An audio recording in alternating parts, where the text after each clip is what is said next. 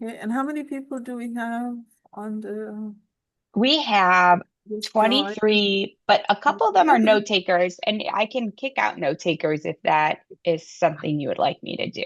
Yeah, that's fine. I Okay. just want to make sure that we Yeah. have enough people on the Oh, call. very much so. Yes. We do? Okay, great. Yes. And we will be recording it to share out. So, yes, more people will definitely see it. But Oh, wonderful, wonderful. yes. Thank And you, good Ella. morning, everyone. And thank you to Leah and Crystal for inviting HSCSN to participate in today's discussions.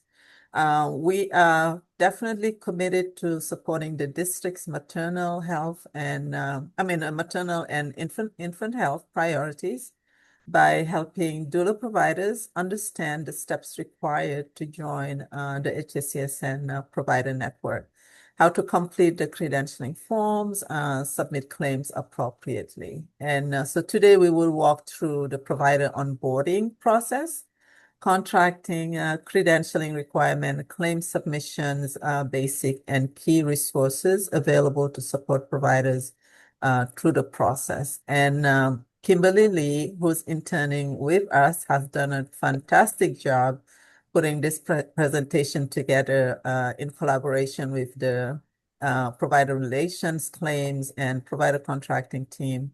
And Kimberly, go ahead. Thank you. Good morning, everybody. My name's Kimberly. I'm an intern for HSCSN. I'm going to share my screen now for the slides.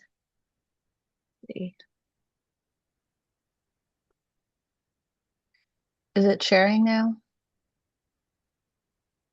Not yet, but I know Um, sometimes it takes us. There we go. okay. Okay, sorry about that. Let me... Drink a little bit more water. You gotta go to the bathroom? Could you please mute yourself, please, while we do the presentation? And Stimuli is still not showing, so it says double click to, okay, all right. Is it Yep. sharing now? Now it is. Oh, it Okay. is It just, sharing, I yes. think a little slow this morning. It's Monday morning, right? So. Yeah, okay.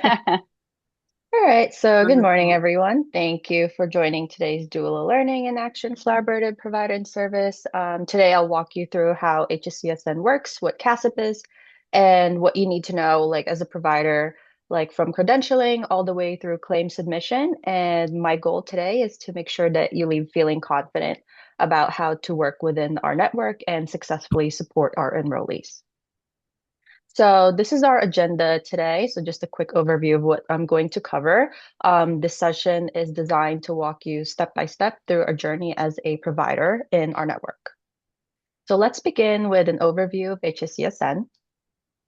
HSCSN, or Health Services for Children with Special Needs, is a nonprofit Medicaid health plan that focuses on serving children and young adults with complex health needs. Our mission is to coordinate an innovative, high quality, community based care that improves the lives of the individuals and families that we serve. We were founded in 1994 through a partnership with the DC Department of Healthcare Finance under an 1115 waiver, specifically to focus on pediatric care coordination. And since then, we've built deep expertise in managing complex cases. So at HSCSN, we rely heavily on strong partnerships with community-based providers like all of you. We work collaboratively to improve access, quality, and coordination of care across the entire continuum. Our goal is not just to provide services, but to build a network that truly supports families holistically. So that means ensuring that care is accessible, coordinated, and culturally responsive. And your role as a provider is essential in helping us achieve these outcomes and ensuring that each member receive the care they need and when they need it. So next, we'll take a closer look at the CASA program. HSCSN serves as the health plan for the Child and Adolescent Supplemental Security Income Program, or CASIP for short, here in DC. This program is designed for children and young adults with special healthcare needs up to age 26. So to qualify, individuals must receive a supplemental security income or SSI or have a related disability. They also need to be DC residents and under age 21 at the time of enrollment. So the program focuses on providing comprehensive coordinated care tailored specifically to this population. And as providers, understanding these eligibility requirements is important because it helps you identify individuals who may benefit from HSCSN service. So, sorry, there's a chat. Oh, Sorry, Kimberly, just me. okay, all good. So enrollment into HSCSN is completely voluntary and is determined by the DC Department of Healthcare Finance. Families or caregivers can enroll directly, and providers also play an important role by referring eligible patients.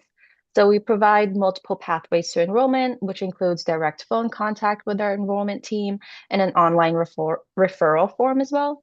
This ensures that the individuals who could benefit from the program are connected quickly and efficiently.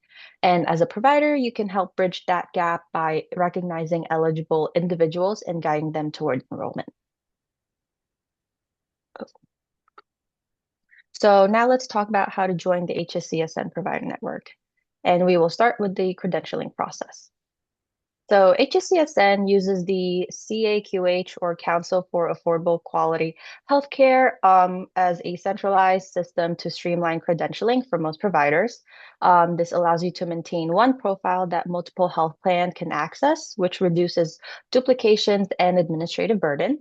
However, it's also important to note that doulas, as non-clinical licensed providers, may not be required to use CAQH under the current DHCF guidelines.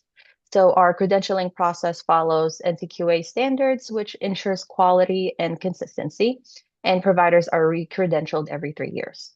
So overall, credentialing is a critical step. It ensures that all providers in our network meet the required standards and are qualified to deliver care to our enrollees. So this is the provider contracting process, and it starts with either requesting a form from you or that we outreach from HSCSN. So from there, we conduct a network gap analysis to determine the needs of our population. And if there's a need, we collect the required documents and draft a contract. So once the contract is signed, the credentialing process begins. After credentialing is completed and approved, the contract is finalized and becomes effective. And finally, the providers receive onboarding materials and participate in orientation with our provider relations team. And the structured process ensures that both compliance and readiness are there before services begin. So for doulas specifically, like you guys, there are both the HCF and HSCSN requirements to meet. So you must be enrolled through DC provider system, must be at least 18 years old and have a high school diploma or equivalent. You also need certification from a DHCF approved doula program. Additionally, you'll need an NPI number, appropriate taxonomy codes, and required documentation such as liability insurance, a W-9 form, and also a business license. And because these requirements can change, it's really important to regularly check for updates. So staying compliant helps prevent claim denials and ensures continued participation in the HSCSN network. So this is our credentialing timeframe, and the process typically takes about 120 days if your application is complete and accurate. So common delays would include incomplete application, errors in the submitted information or documents, lack of responsiveness when follow-up is needed. And so to help move things along, it's really important to double check your materials before sending them over to us, responding promptly to requests, and ensuring that all required documents are included. So a clean and complete submission is always the best to avoid any delays. So now let's move into provider contracting. So provider contracts define the relationship between you and us, HSCSN, and they outline the services you'll provide, how you'll be reimbursed, and the expectations that you must follow. So these contracts adhere to the DC Medicaid and federal regulations, ensuring that compliance across the board. So being part of the HSCSN provider network means you've agreed to these terms and are authorized to provide covered services to our enrollees. Yes, Leah. Sorry, Kimberly. Can you go back one slide really quick? So this one. Yes. Okay. So I just want to make sure everyone is like everyone sees this and whatnot. Do you all have when folks are credentialing, I think this is like the first step in enrolling with an MCO. And these are like the common barriers, do you all have a contact for folks who can help them walk through an application if this is their first time doing an application, or they have questions to make sure they get a clean application from the get-go? Because I think that's been kind of common amongst the MCOs, which is like, you want to have a clean application, which makes sense. But I think sometimes we're struggling with different elements of it. I know, and this might not be the case at HSCSN, but I know in the past, sometimes it's been like, oh, they're asking for something, but because doulas are not licensed providers, they don't have your typical like licensure, and maybe Crystal can help me articulate this better, but they don't have your typical like license number. And so then that was coming up, and then it wasn't clear if we should use like their social security number, things like that. So anyways, a long-winded way just to say of like, is there a good point of contact to maybe help with applications so that they Kimberly, can I be can, clean? yeah. Okay. Kimberly, I can answer that Okay. questions. Leah, yes, actually, the contracting credentialing process starts with the contracting department. I mean, right now, that's our process. We send the forms to the providers. So if the provider has any questions about how to complete the form, they can reach out to myself, Kimberly, or the contract manager, who's Kevin Washington, and we can walk them through on how to complete the forms. Actually, it's very easy. I think the barrier we've had with some providers is that they send like one document at a time, which is hard for us to go back to and put everything together. I mean, it just gets lost somewhere in the email. So what I've been asking is, when you're required to send certain documents, please send everything in one file, and you're emailing them to us. Please do not send pictures. I mean, we prefer to receive documents in PDF files. It's easier for us to store them. Thank you. That's very helpful. Mhm. Okay. So moving along, I think I covered this part. Moving on to the provider obligations. So as a provider, there are several key obligations to keep in mind. You must maintain all required licenses, certifications, and insurance. You guys are also responsible for ensuring continuity of care. For example, like properly transitioning enrollees if services end. Credentialing must always be up to date as well, and you must support quality outcomes for members. Finally, contracts automatically renew unless it is terminated, so it's important to stay in compliance and regularly review your responsibilities. So once the documents are submitted, the credentialing team conducts a thorough review, including primary source verification and sometimes site visits. So after review, the credentialing committee gives final approval, and only after this step is the contract fully executed.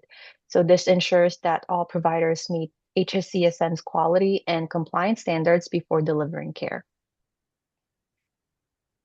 So next, let's discuss your roles and responsibilities as a provider.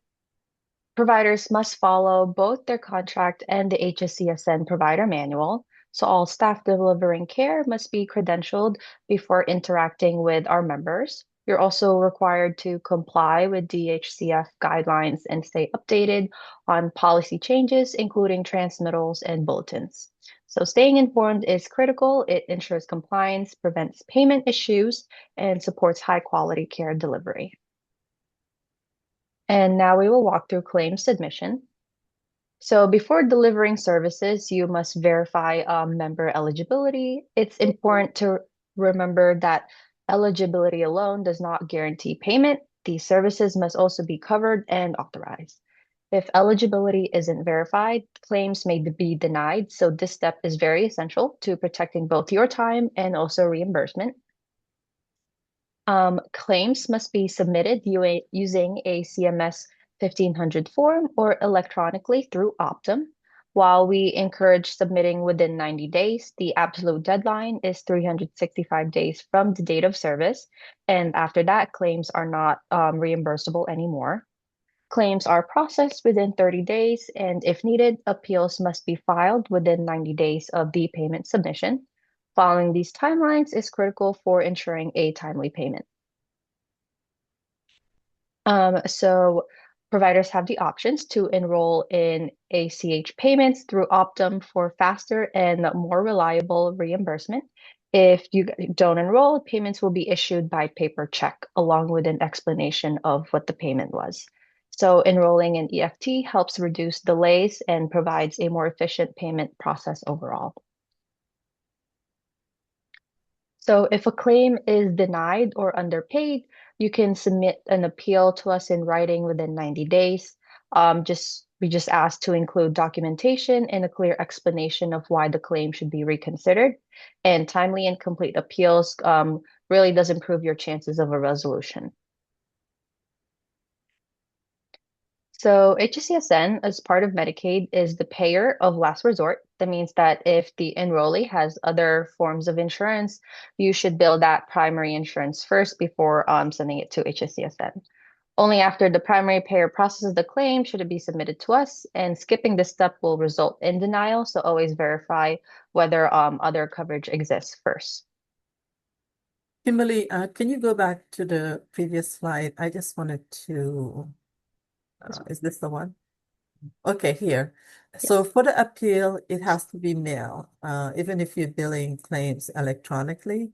But if you are appealing a claims payment status, just go ahead and send it to this address right here, the PO box number. So I just wanted to make sure that I reiterate that, because sometimes we do get emails from providers, asking us to look at a claims denial, but it has to go to the appeal, to the team that handles appeals, and it has to be completed within 90 days from the date you receive a claim, payment or denial. Thank you. You can go back. Thank you. All right, so I will continue on.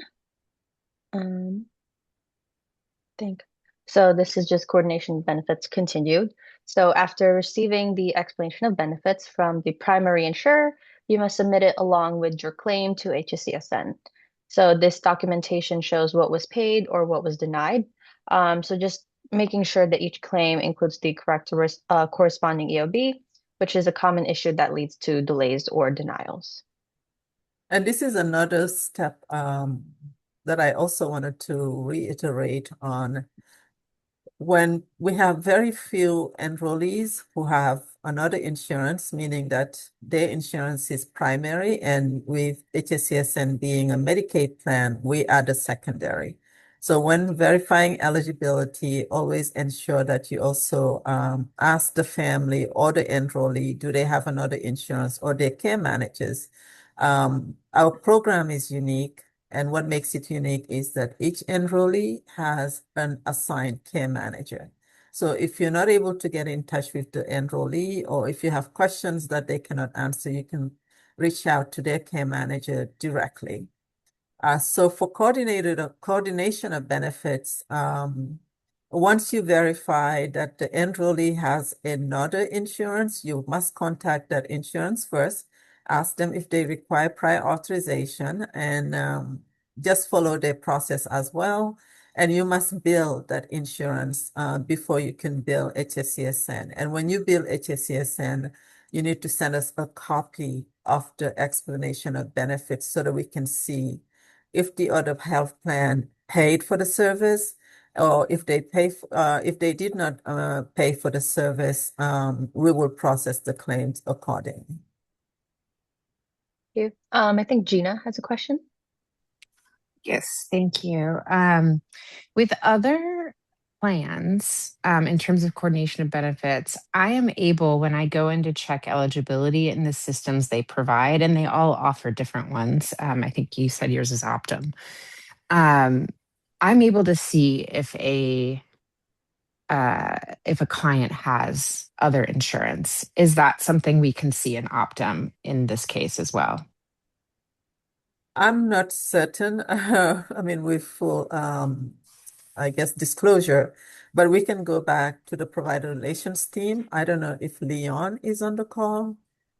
Leon Johnson, are you on the call? He's one of the provider relations representative. But if he's not on the call, we can go back and ask internally for those who frequently have access to the provider portal. So the provider portal Mhm. is different from Optum. And this is something that the provider relations team will introduce to you once the contract is signed. And if you need training, they'll walk you through it. But to go back to your question, we can ask and Yeah. either put it It's in the chat it, or send it to Leah and Crystal. okay. Yeah, I just want to emphasize it's really important that we can see it ahead of time, because asking the client directly is they don't always know, actually. Or they answer incorrectly because they think, well, my other insurance doesn't cover doula stuff, so no, I don't have other insurance that matters in this case. But they don't give that detail, and then you end up not getting paid. So it's really important that we're able to see that elsewhere. um, just because we can take so few clients. If we don't get paid for 1 out of 4 clients in a month, that's 25% of our income. So it's a huge risk. And I just want to call that out, of like, being able to see that up front is key to being able to, um, confidently serve the population in your network. Sure. Okay.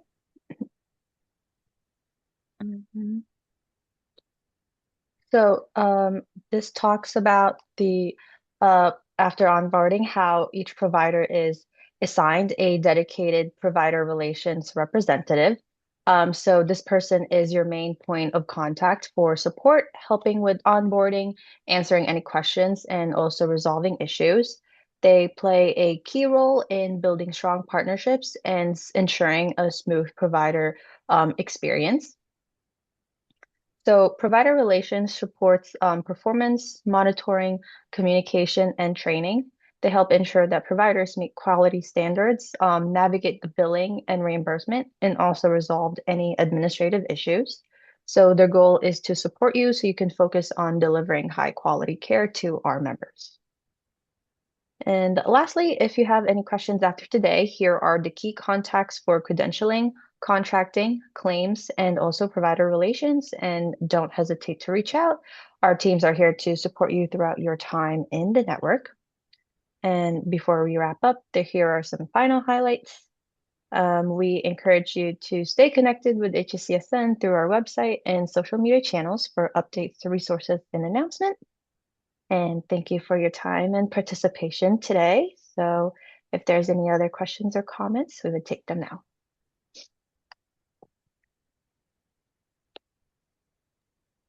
This is also an opportunity for folks who have tried to enroll with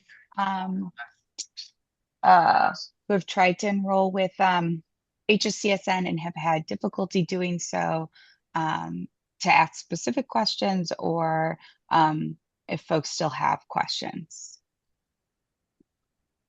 I We have, would love them. well, I have I don't want to say, I signed up with HSCSN in 2024. I got a contract. I met with Leon, I think it was the guy that did my orientation and everything. I got the contract, but I'll check back and be like, didn't get any recommendations for clients. So, I checked back in 2024. He was just like, well, we just didn't really have any or a lot going on. 2025, I didn't get any, but then I just did, hey, do I need to update anything for credentialing? Sometimes you got to update once a year, depending on the MCOs. And this year when I called, they were like, we don't even have you listed, but I do have in my emails all of the proof, but it just shows that I'm not listed. I don't know if I need to credential, but I do have all my information, if that makes sense.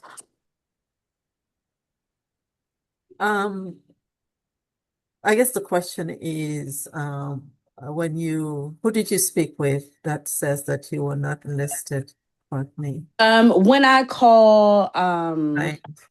the like member services and you Mhm. give your NPI. MPI, and it's like I just want to make sure, because if I take somebody, I need to know that the credentialing is working so that I'll get paid ahead of time, because sometimes if your paperwork's not together the following year, they'll be like, oh, we don't have you, so you can't bill. So I always try to make sure at the beginning of every year I'm up to date with all the MCOs, because I don't want to run into that issue later, you know? So I just called and they were like, you're not showing, like your MPI is not, like we see your MPI, but it's not showing as credentialed with us. But like I said, I did all my orientation, I think, and I'm not going to say her name right. I think it's SWA. I think that's her Oh, name. FALL? Yes, yes. Yeah, And so, Awa. You mean, yes. So my name is Awa. My last name is Saw. oh, I just sent you Yeah. an email to make sure it was in there today. I was like, let me double check with her, make sure I'm not missing anything as well. But yes, so I spoke with you in 2024. I Yes. did all my orientation with Leon. I have the credentialing paperwork and my contract all in my email. However, like I said, when I called this year, they were like, no, you've never been with us before. And I was like, that's weird. But so I just sent the email to see like if you guys could look into if I'm missing anything, or if I just need to redo everything all over again, since it's 2 years later. Does that make sense? Let me double check. Yes, because you should be in the system, number one. And number two, our credentialing staff should be reaching out to you when you are due for RECRED. Okay. So yeah, Provided. I haven't heard anything yet, but I'll wait. I'll just wait to hear back. But I sent you an email, just FYI, if you see my name in there. Okay. Certainly. Yeah, oh, Thank definitely. you. Thank you. Mhm. Gina?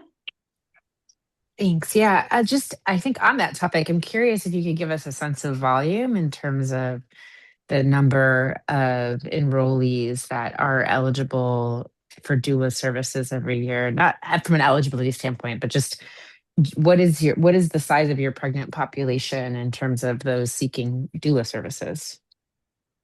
I can check that information with the clinical team. And again, I think compared to the other health plans, our number of enrollees in the health plan is up to, it varies between 5,000 to 5,100.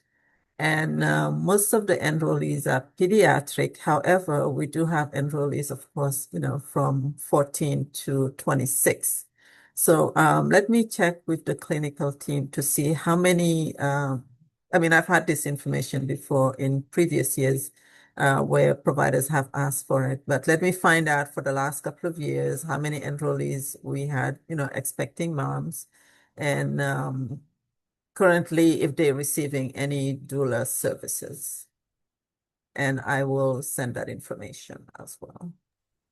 Great, thank you. Awa, can I ask a clarifying from what Courtney was talking about? So and this is because I am not a doula, so I'm asking a clarifying question that maybe other people know. But so for Courtney's case, like, or anyone, is it that you need to renew every year your credentialing with the MCO, or is it like a time in memoriam, like you continue on? Yeah, so credentialing is done every 3 years.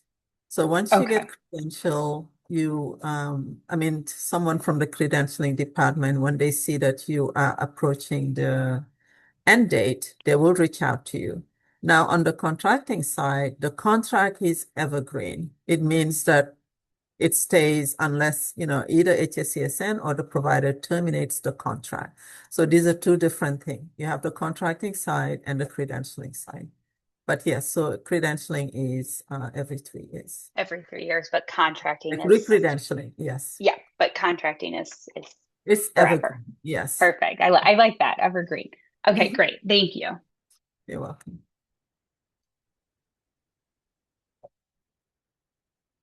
And for the referrals, I mean, I think we have the care managers who reach out to the providers. I mean, I will, let them know as well. I think sometimes the care managers establish a relationship with a certain provider and then probably tend to send those referrals to that same provider, as long as the provider is accepting enrollees. But we will definitely let the director of care manager know that we have this many doula providers in the network. Please make sure that you are referring the enrollees to them. And then also it depends on the enrollee. Do they want doula support? If they don't want doula support, we can force them either. It's really up to them to make that decision as well. We can recommend it. However, if they're not open to it, I mean, we can't push them.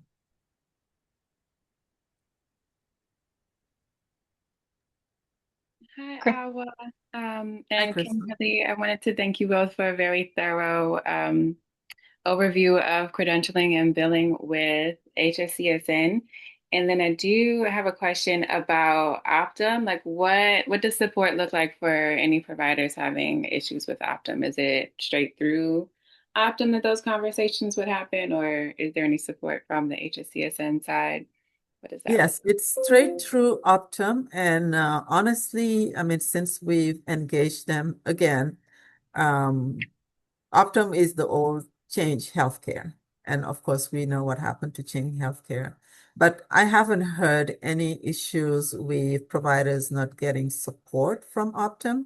But if you are, you can always reach out to your dedicated provider relations representative, and they can probably stay on the phone, while you connect with Optum to see what kind of response you're getting. And but because they manage I guess, things that are available to providers, they support, those kind of questions. But we're always here to assist. Great. Thank you. Mhm. Sure. And I'll just say to your point earlier too around enrollees, and we obviously don't want anyone to be forced into doula services by any means, but if there are opportunities that you all see that DLAC could partner with to come and we can have doula speak with enrollees or do any type of enrollee engagement or education, I think we would definitely welcome that opportunity. So yeah, feel free to think of us in that regard as well. We really appreciate you all coming and Yes. presenting to us, but if there's something we can do to partner with you all, I think that is a barrier in the doula benefit is continuing to educate, beneficiaries across the Medicaid spectrum of what doulas are and what services they can provide during the full pregnancy and post-birth journey. So Right. we'll just throw that out there. Yeah, no, actually, we do have a list of events on our website. And I always encourage providers who, ask about referrals. What I recommend is go to those events. I mean, introduce yourself. You have the care managers there who have direct connection with the enrollees. And just see what we do in the community as well. I mean, it allows you to connect with the enrollees, but also those who are providing coordinated care, to them as well. In the past, I think we have asked, providers who requested it to either join the care management, meeting. I'm not sure how often those meeting happens anymore, but I can reach out to the director of the director of care management to ask her if they still have those meetings and if you would like to connect with them. Definitely, I mean, we can make that happen. I'll make a note of it as well.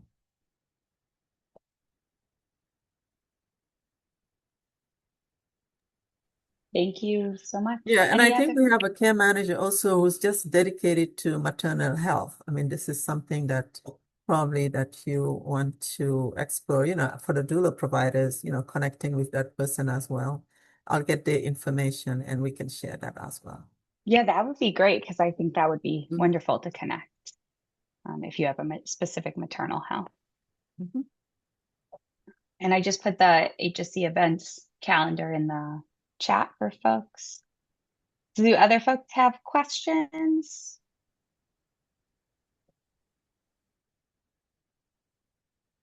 I mean, we hope that the information we shared was useful. And again, you have our contact information.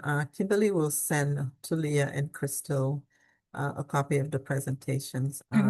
You're interested in joining the HSCSN Health Plan, reach out to us directly. You can send an email to the contracting department and we can start the process from there. Well, we really appreciate you all. And if no one has further questions, we'll give some time back to folks. That's always And welcome, especially on a Monday. especially on a Monday, especially at a 9:30 meeting on a Monday. So I'm going to stop the recording.